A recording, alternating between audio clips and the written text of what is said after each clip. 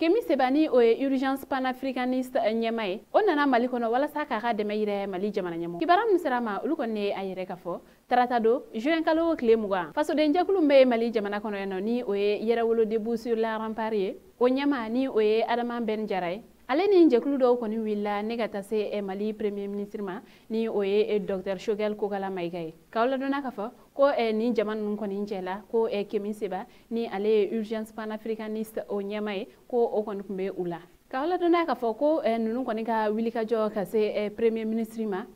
ko o koni kumba fala yere muye ko ka boya masegi kon ke ka nyasi mali jamana nyamoma sabla uye hakilna munun konta Nations Unies keneka ni o konte dore communisme o kon ka taka bo mali jamana konnala ka awla dona ka fo ko o hakilna mun koni flene ko kamini watija o kone yera wolo debout sur la rempart uluka kele o wati kelen konnala nune ayede ka fo ko u keleme ka meeting bado koni boloda juin kalo klem gan saba ka kene Abdoulaye Diop ale koni ka sekine mali jamana konnala mun kone Kemi sebe ale ayede ka fo ko me domine ko bi ko ale koni kuna wolole no ko sebe ko wa ko ale koni be adisi gosini aga farafiaye sabla mali jamana nyamoko ulu koni be ga hakilna mun koni tani ko nu koni yere ma horoya tamasire ko wa alibi ko ale koni be mali jamana nyamoko ko umana hakilna fenfeta wala sa mali jamana be se ka yere ma horoya soro premier ministre ni o dr Choguel Kokala Maïgaye ale yere koni fene foli kerengere koni ke kanyesi